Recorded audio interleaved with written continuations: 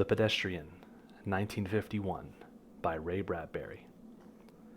To enter out into that silence that was the city at 8 o'clock of a misty evening in November, to put your feet upon that buckling concrete walk, to step over grassy seams and make your way, hands in pockets, through the silences, that was what Mr. Leonard Mead most dearly loved to do. He would stand upon the corner of an intersection and peer down long moonlit avenues of a sidewalk in 4 directions, deciding which way to go. But really, it made no difference.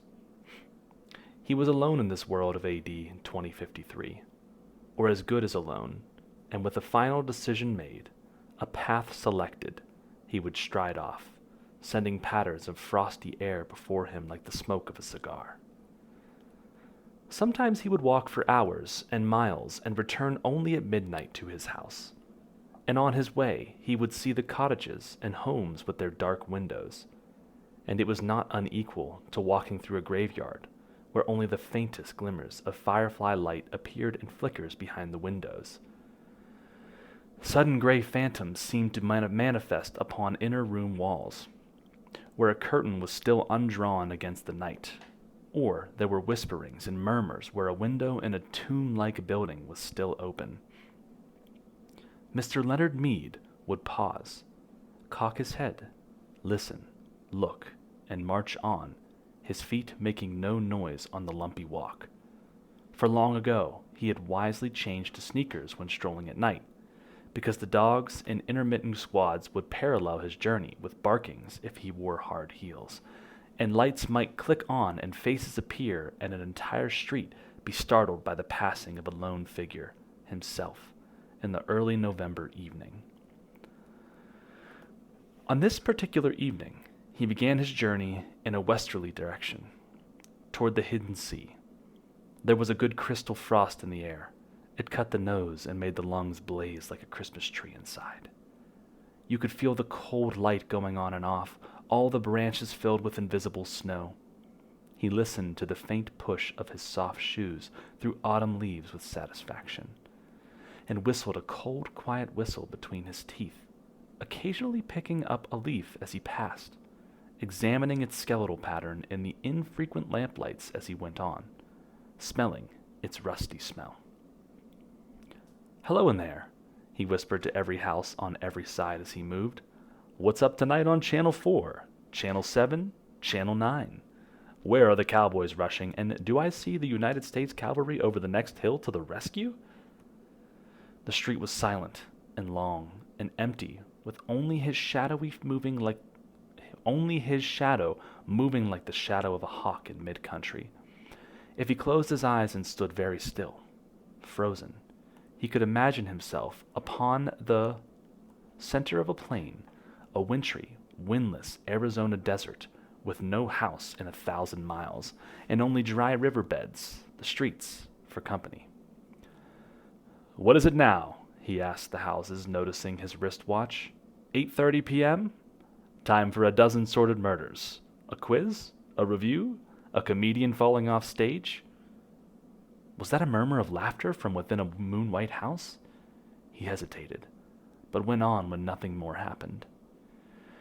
He stumbled over a particularly uneven section of sidewalk.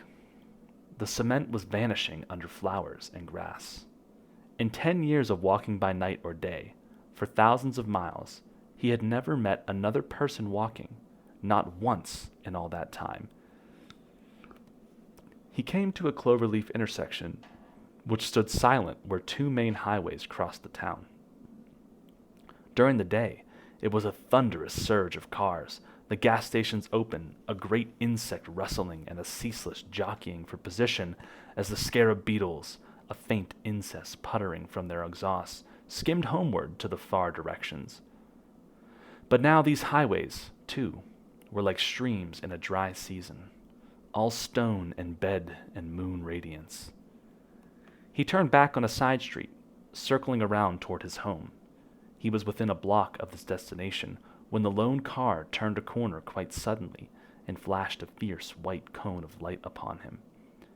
He stood entranced, not unlike a night moth, stunned by the illumination and then drawn toward it. A metallic voice called to him, "Stand still. Stay where you are. Don't move." He halted. "Put up your hands." "But," he said, "your hands up or we'll shoot." The police, of course, but what a rare, incredible thing. In a city of 3 million, there was only one police car left, wasn't that correct?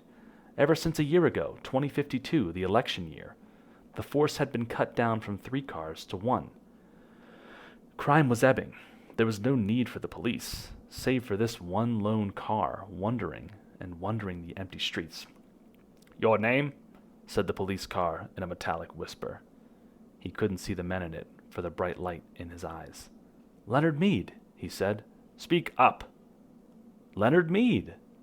"Business or profession?" "I guess you'd call me a writer." "No profession," said the police car, as if talking to itself. The light held him fixed, like a museum specimen, needle thrust through the chest. You might say that," said Mr. Mead. He hadn't written in years. Magazines and books didn't sell anymore. Everything went on in the tomb-like houses at night now. He thought, continuing his fancy, the tombs, ill-lit by television light, where the people sat like the dead, the gray or multicolored lights touching their faces, but never really touching them. "No profession," said the phonograph voice, hissing. "What are you doing out?" "Walking," said Leonard Mead. "Walking?" "Just walking," he said simply, but his face felt cold. "Walking, just walking. Walking?" "Yes, sir." "Walking where? For what?" "Walking for air. Walking to sea." "Your address?" 11 South St. James Street. "And there is air in your house. You have an air conditioner, Mr. Mead." "Yeah." "And you have a viewing screen in your house to see with." "No." "No?" There was a crackling quiet that in itself was an accusation. "Are you married, Mr. Mead?" "No." "Not married," said the police voice behind the fiery beam. The moon was high and clear among the stars, and the houses were gray and silent. "Nobody wanted me," said Leonard Mead, with a smile. "Don't speak unless you're spoken to." Leonard Mead waited in the cold night. "Just walking, Mr. Mead?" "Yes." "But you haven't explained for what purpose." "I explained. For air, and to see, and just to walk." "Have you done this often?" "Every night for years now." The police car sat in the center of the street with its radio throat faintly humming. "Well, Mr. Mead," it said. "Is that all?" he asked politely. "Yes," said the voice. "Here." There was a sigh, a pop. The back door of the police car sprang wide. "Get in." "Wait a minute. I haven't done anything." "Get in." "I protest." "Mr. Mead." He walked like a man suddenly drunk. As he passed the front window of the car, he looked in. As he had expected, there was no one in the front seat. No one in the car at all. "Get in." He put his hand to the door and peered into the back seat, which was a little cell. A little black jail with bars. It smelled of riveted steel. It smelled of harsh antiseptic. It smelled too clean and hard and metallic. There was nothing soft there. "Now if you had a wife to give you an alibi," said the iron voice. "But—" "Where are you taking me?" The car hesitated, or rather gave a faint whirring click, as if information somewhere was dropping card by punch slotted card under electric eyes. "To the Psychiatric Center for Research on Regressive Tendencies." He got in. The door shut with a soft thud. The police car rolled through the night avenues, flashing its dim lights ahead. They passed one house on one street a moment later. One house in an entire city of houses that were dark, but this one particular house had all of its electric lights brightly lit, every window a loud yellow illumination, square and warm in the cool darkness. "That's my house," said Leonard Mead. No one answered him. The car moved down the empty riverbed and streets and off away, leaving the empty streets with the empty sidewalks, and no sound and no motion at all the rest of the chill November night.